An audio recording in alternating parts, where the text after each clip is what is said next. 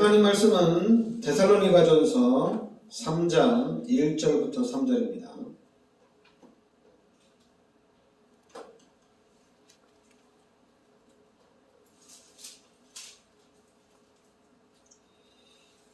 데살로니가전서 신약성경 330년 3장 1절부터 3절입니다. 같이 우리 합독하겠습니다. 이러므로 우리가 참다 못하여 우리만 아들에 머물기를 좋게 생각하고 우리 형제 곧 그리스도의 복음을 전하는 하나님의 일꾼인 디모데를 보내노니 이는 너희를 굳건하게 하고 너희 믿음에 대하여 위로하므로 아무도 이 여러 환난 중에 흔들리지 않게 하려 함이라. 우리가 이것을 위하여 세움을 받은 줄을 너희가 친히 알리라. 아멘. 자, 3절에 여러 환난 중에 흔들리지 않게 하려 함이라. 그러면서 이제 5절에도 보면 이러므로 나도 참다 못하여 너희 믿음을 알기 위하여 그를 보내었느니 이는 혹 시험하는 자가 너희를 시험하여 우리 수고를 헛되게 할까 함이니. 그리고 6절에도 보면 지금은 디모데가 너희에게로부터 와서 너희 믿음과 사랑의 기쁜 소식을 우리에게 전하고 또 너희가 항상 우리를 잘 생각하여 우리가 너희를 간절히 보고자 함과 같이 너희도 우리를 간절히 보고자 한다 하니 이러므로 형제들아 우리가 모든 궁핍과 환난 가운데서 너희 믿음으로 말미암아 너희에게 위로를 받았노라. 그러니까 모든 궁핍과 환난에서 믿음으로 우리가 위로를 받았다 이렇게 합니다. 그러면서 이제 10절에 보면 주야로 심히 간구함은 너희 얼굴을 보고 너희 믿음이 부족한 것을 보충하게 하려 함이라.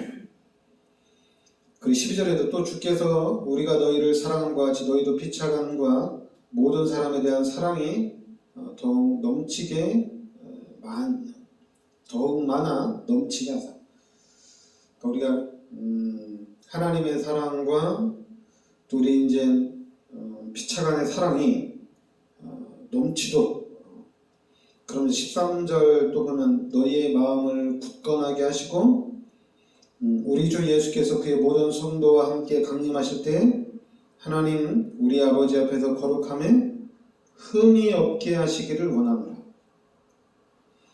자, 여러분들이 오늘은 환난 중에 흔들리지 말랍니다.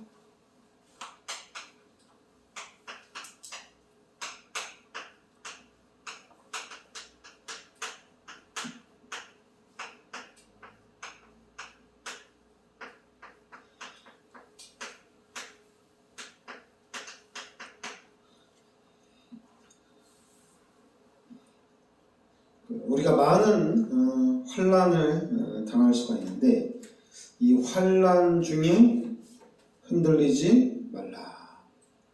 그러면서 또 어떤 시험이나 궁핍 이런 일이 있어도 흔들리지 말라는 얘기입니다. 너희 믿음을 굳건하게 하라. 주 안에서 굳게 서 있어라. 그래도 바울은 이 환난과 시험 속에서 흔들리지 않도록 10절에 보면 주야로 심히 간구함은, 그러니까 하나님 앞에 간절히 기도했다는 얘기입니다. 자, 여러분들이 또 우리가 다락방에 와서 이제 노트 필기를 많이 하는데 저도 처음에 필기를 엄청나게 많이 했어요. 근데 이제 어느 날부터는 제가 이제 필기를 좀 줄였는데 그 줄인 이유는 여러분들이 일단 중요한 게 우리가 은혜를 받으셔야 됩니다. 은혜를 사모하고 은혜를 받으셔야 돼요. 그래서 이제 여러분들이 할 수만 있으면 말씀을 듣는 중에 우리가 이제 말씀을 듣는 중에 또 찬양하는 중에 기도하는 중에 하나님이 나에게 은혜 주신 것을 여러분들이 기억하셔야 돼요. 이걸 기억하고 이걸 일주일 동안 묵상을 하는 겁니다. 그래서 하나님이 이번 주에 나에게 은혜 주신 말씀이 어떤 말씀이냐? 그 말씀을 한 주간 동안 계속해서 묵상하는 거예요. 그러면은 놀라운 일이 일어나죠. 바로 이 말씀의 능력을 체험하는 그런 일이 일어나는 겁니다. 그리고 이 말씀이 나를 지켜준다는 것을 알게 돼요. 그럼 평상시에 우리가 항상 24시간 하나님의 말씀을 묵상하고 하나님의 말씀을 붙잡고 있으면은 바로 이 말씀이 우리에게 바로 이게 힘이 되고 이게 우리의 길을 정확하게 인도해 간다는 얘기입니다. 그래서 평상시에 말씀을 기억하고 있어야 돼요. 우리가 주일날 말씀을 들으면서 하나님 나에게 이렇게 은혜를 주셨구나. 그러면은 그 은혜를 계속 한 주간 동안 묵상하고 있으면 돼요. 그 은혜를 누리고 있으면 돼요.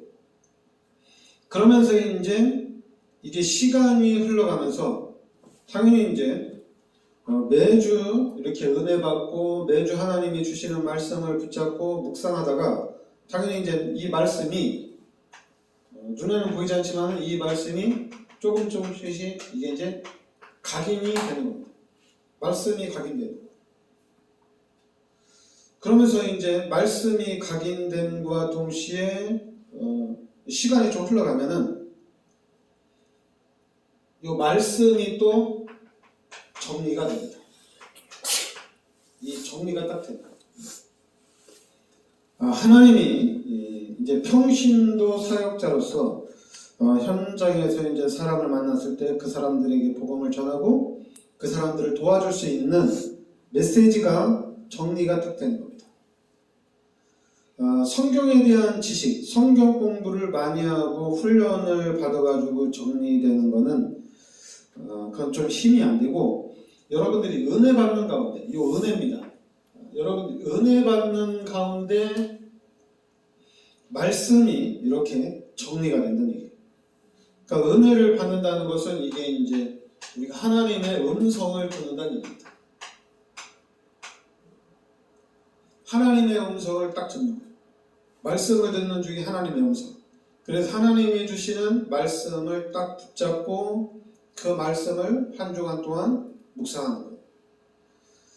그냥 전체를 써서 그 전체를 묵상하는 것도 좋지만은 그거는 이제 좀 여유가 있으면 그렇게 하면 되지만은 우리가 이제 바쁘게 살다 보면은 전체를 볼 수 있는 시간이 없어요. 그래서 차라리 주일날 하나님 나에게 딱 은혜 주시는 부분, 왜냐면 내 마음에 감동을 주시는 부분, 이 하나님의 음성을 딱 기억하고 이 말씀을 한 주간 동안 계속 묵상하는 겁니다.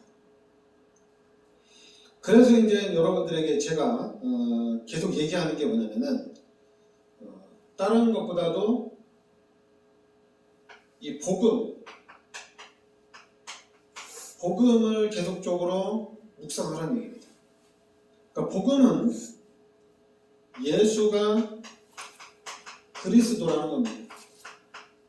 이 복음을 계속해서 여러분들이 묵상을 하라는 얘기예요.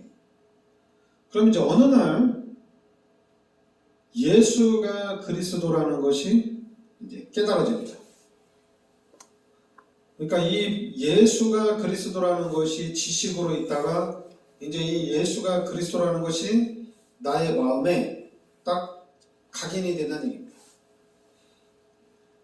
베드로가 마태복음 16장 16절에 주는 그리스도시요 살아계신 하나님의 아들이신다 이렇게 고백을 했죠. 근데 이렇게 고백을 했는데 예수님이 뭐라고 했냐면은 네가 예수가 그리스도라고 고백한 거는 육신으로 깨달은 게 아니라는 얘기입니다. 하나님이 깨닫게 하셨다는 얘기예요. 하나님이 깨닫게 했다는 얘기입니다. 그러니까 우리가 이 예수가 그리스도라는 이 복음을 계속 묵상하는 중에 어느 날 하나님이 예수가 그리스도라는 것을 하나님께서 알게 하신다는 얘기입니다. 하나님께서 깨닫게 하신다는 얘기예요. 그러니까 어떻게 되겠어요? 말씀을 들으면서 예수가 그리스도라고 계속 들었는데 이 들은 말씀이 어느 날 하나님이 나에게 예수가 그리스도라고 하나님이 알게 하시는 거예요.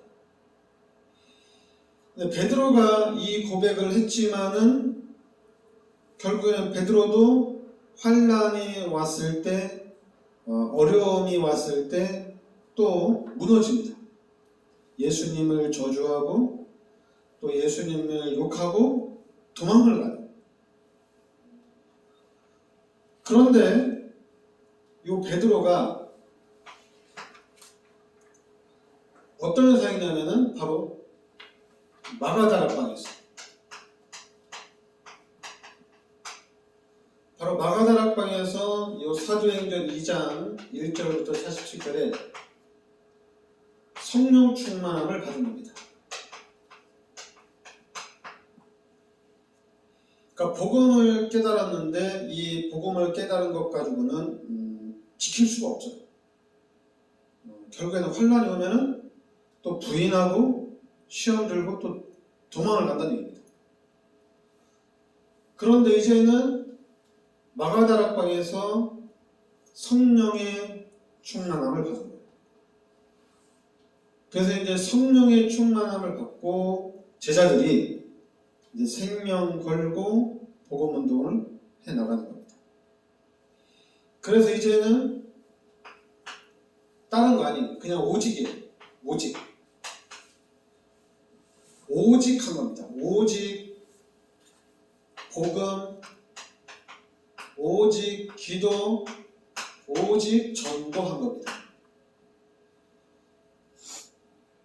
정확하게 예수가 그리스도인 것을 알고 그리고 이제 성령의 충만함을 받은 제자들이 오직 복음, 오직 기도, 오직 전도 매일같이 모여서 오직 복음, 오직 기도, 오직 전도한 거예요. 그래서 결국에는 250년 만에 로마가 정복이 됩니다. 대단하죠? 마가다락방에서 120명이 예수가 그리스도라는 언약을 붙잡고 하나님 앞에 집중적으로 기도하다가 성령의 충만함을 받고 그 말씀 운동이 이제는 250년 만에 그 120명이 로마를 정복한 겁니다. 그럼 지금 이 시대도 똑같아요. 우리도 예수가 그리스도라는 이 언약을 붙잡고 하나님 앞에 간절히 기도하다가 성령의 충만함을 받고 우리도 이제 오직 복음, 오직 기도, 오직 전도하면서 현장을 정복해 나간다는 얘기예요. 어떻게 하면 우리가 전도를 하냐? 어떻게 하면 우리가 교회를 부흥시킬 수 있을까? 이렇게 많이 생각하잖아요, 그죠? 그러면서 막 비교도 하죠. 우리 교회는 어떻고 저 교회는 어떻고 막 이렇게 얘기하잖아요. 근데 성경에서는 마가다락방을 우리가 초대교회를 보면은 이 사람들이 예수가 그리스도라는 언약을 붙잡고 하나님 앞에 간절히 기도하다가 성령의 충만함을 받고 그리고 이제 매일같이 그 핍박 속에서 그 어려움 속에서 동굴에서 250년을 살면서 동굴에서 자고 동굴에서 태어나고 동굴에서 결혼식도 하고 동굴에서 장례식도 하고 250년 만에 복음화 됐으니까 동굴에서 태어나서 해를 한 번도 못 보는 사람들도 있어요. 그렇게 핍박이 심했어요. 왜냐하면 법적으로 핍박했죠. 우리가 지금 인도네시아 선교하는데 그 인도네시아에 지금 100배로 핍박을 했다고 하면 됩니다. 그러니까 땅속에서 숨어 지내면서 복음운동을 펼친 거예요. 땅속에서. 근데 그 땅속에서 복음운동을 했는데 250년 만에 로마가 전체가 기독교로 바뀝니다. 로마에 있는 모든 어떤 힘 있는 사람, 권력 있는 사람들이 예수 안 믿는 사람들이 한 명도 없을 정도로 정복이 된 거예요. 그럼 우리도 지금 이제 세계복음화를 우리가 향해 나가잖아요. 우리가 세계복음화를 향해 나가는데 우리가 무엇을 먼저 해야 되느냐? 당연히 다른 거 아닙니다. 무엇을 먼저 해야 되냐? 당연히 첫 번째가 여러분들이 임마누엘입니다. 이게 가장 먼저 돼요. 첫 번째가 임마누엘. 이 임마누엘에 대한 확신이 있어요. 하나님을 만나고 이제 하나님 나와 함께 계신다. 하나님이 나와 함께 하셔서 하나님 나를 구원해 주셨는데 그러면 내가 할 것이 무엇이냐 이겁니다. 예수님이 나의 모든 죄를 십자가에 대속해 주셨는데 내가 지금 무엇을 할 것이냐? 하나님이 나에게 무엇 때문에 나를 세웠느냐는 얘기입니다. 다른 거 아닙니다. 예수는 그리스도입니다. 이것 때문에 하나님이 세우신 거예요. 왜 하나님이 나를 목사로 세우고 왜 하나님을 여러분들이 이렇게 여주 예전교회로 하나님이 불러주셨느냐? 예수가 그리스도라고 이걸 지키기 위한 겁니다. 예수는 그리스도다. 이거를 지켜야 돼요. 그러면 왜 이걸 지켜야 되냐? 생각을 해봐야 되겠죠. 왜 이걸 지켜야 되느냐? 지금 전 세계는 예수는 그리스도가 아니다 이러고 있습니다. 그리고 가장 많이 하는 게 뭐냐? 내가 할 수 있다는 얘기입니다. 내가 하나님이다 이거예요. 하나님이 없어도 된다는 얘기입니다. 하나님이 필요 없다는 얘기입니다. 하나님이 뭐가 필요하냐? 지옥이 어디 있냐? 천국이 어디 있냐? 가봤냐? 갔다 온 사람 한 명도 없어요. 아무도 없어요. 그냥 어떤 신비한 체험으로 지옥에 갔다 온 거지 진짜 갔다 온 거 아니에요. 천국에 갔다 온 사람, 지옥에 갔다 온 사람은 예수님밖에 없어요. 그러니까 나머지는 다 모르는 거예요. 그러니까 예수님 한 명을 딱 부인해버리면은 다 끝나는 거예요, 기독교는. 그러니까 우리는 성경에서 말하는 예수, 우리 기독교가 믿고 있는 이 예수가 그리스도라는 것을 지켜야 된다는 얘기입니다. 이걸 지켜야 돼요. 아니 이제 교회를 개척을 했으면 교회를 부흥시켜주고 사람들이 많이 모여야 되지 않냐 교회라면 당연히 그래야 됩니다. 그러나 교회가 해야 할 일, 또 목사인 내가 해야 할 일이 있습니다. 그게 바로 뭐냐면은 예수는 그리스도라는 겁니다. 이거를 해야 돼요. 그래서 교회 안에 이 복음의 망대가 딱 세워져야 돼요. 복음의 망대가 딱 세워져야 돼요. 이 복음의 시스템이 딱 세워져야 돼요. 이 복음의 조직이 딱 갖춰져야 돼요. 기둥이 딱 세워져야 돼요. 다른 기둥이 아니라 복음의 기둥이 딱 세워져야 돼요. 그리고 이제는 복음이 세워지고 난 다음에는 무엇을 해도 상관없어요. 신비주의 해도 되고 뭐 율법주의 해도 되고 인본주의 해도 되고 뭐 박애주의 해도 아무것도 상관없습니다. 왜냐하면 딱 기초가 서 있으니까. 이 기초 위에서 뭐 우리가 교회를 부흥시키기 위해서 이것도 하고 저것도 다 해도 됩니다. 그런데 가장 중요한 이 복음의 망대가 세워지지 않은 상태에서 이것하고 저것하고 부흥시키기 위해서 뭐 주일날 뭐 우리가 야외 예배도 드리고 또 이제 뭐 이렇게 시간 내서 우리가 또 단풍놀이도 가고 이러면은 뭐 교인들 간에 교제도 되고 다 은혜가 되고 뭐 교회가 좋아지는 거 아니냐? 또 뭐 여름 되면 수련회도 하고 겨울 되면 수련회 하면서 또 이렇게 우리 후대들이 이렇게 다져지는 거 아니냐? 그렇지 않아요. 복음이 확실하게 세워져야 됩니다. 120명이서 시작을 했는데 이 시작도 순탄한 시작이 아닙니다. 엄청난 법적인, 사회적인, 문화적인 핍박. 예수가 그리스도인 것을 말하면 감옥에 쳐놓고, 또 예수가 그리스도인 것을 말하면 돌로 쳐 죽이고, 이런 시대예요. 예수가 그리스도라고 말하면 돌로 쳐 죽여도 할 말이 없어요. 그리고 예수가 그리스도라고 얘기하면은 잡아다가 감옥에 가두고, 그 정도로 엄청난 핍박이 있었는데도 이 사람들은 로마를 정복한 겁니다.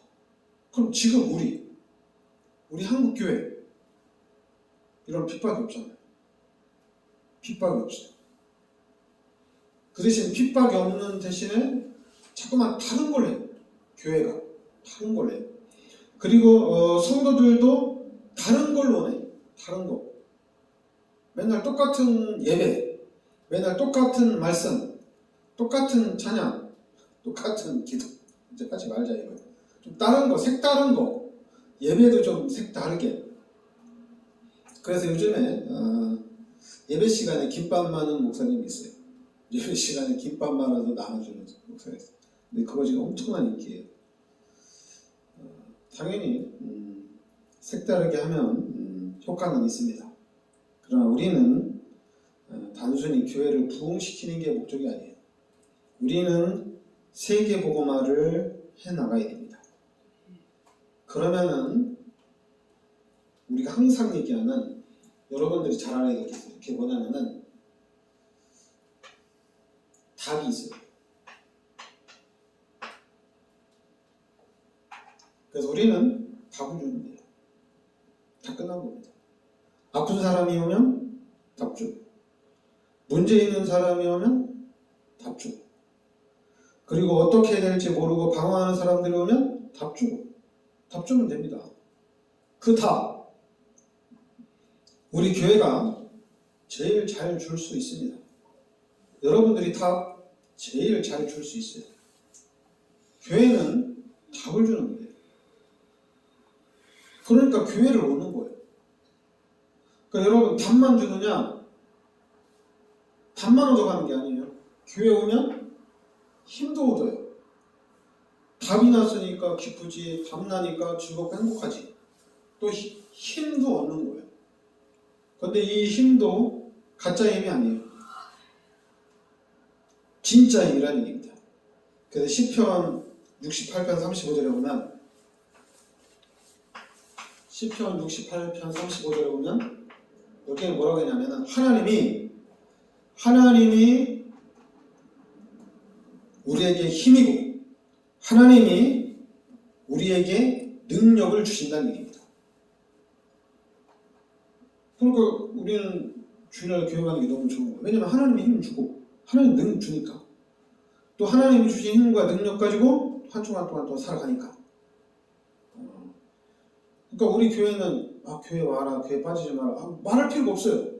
왜 말할 필요가 없냐면 하나님이 힘을 주시고 하나님 능력 주니까. 그리고 그 힘과 그 능력 가지고 일주일 동안 누리고 있으니까. 그래서 우리 교회가, 여러분과 제가 교회의 참 모델적인 축복의 증인으로 서야 될 줄 믿습니다. 기도하겠습니다. 하나님, 오늘도 귀한 말씀으로 인도하여 주시니 감사드립니다. 우리가 이 땅에 사는 동안에 많은 환난과 어려움과 어떤 시험이 있을 수 있지만 우리가 믿음에 굳게 서서 그리스도 안에서 이겨나갈 수 있게 하여 주시옵소서. 그리고 이제는 이 지역과 민족과 세계를 살리는 전도와 선교의 참 증인으로 서는 역사가 있게 하여 주시옵소서. 예수 그리스도의 은혜와 하나님의 크신 사랑과 성령의 내주인도 역사하심이 이 시대적인 축복 속에 들어와 있는 우리 전도자들 머리 위에 항상 함께 있을지어다. 아멘.